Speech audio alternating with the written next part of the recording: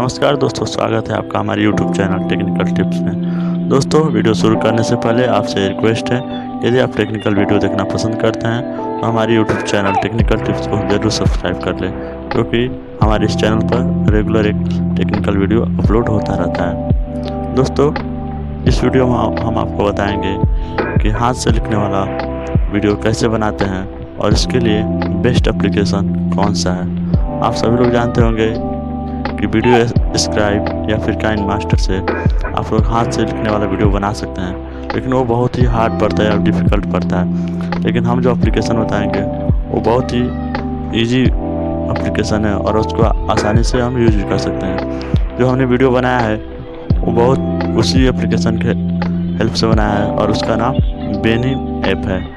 दोस्तों, ये एप्लीकेशन आपको प्ले स्टोर पर भी मिल जाएगा और हमारे डिस्क्रिप्शन बॉक्स में उसका लिंक भी दिया गया है। दोस्तों, इस एप्लीकेशन का कैसे हम यूज करते हैं या फिर इसको कैसे चलाते हैं, इसके लिए हमने एक नेक्स्ट वीडियो बनाया है, उसमें आप जाके देख सकते हैं। उसका भी लिंक हमारे डिस्क्रिप्शन बॉक्स में अवेलेबल है।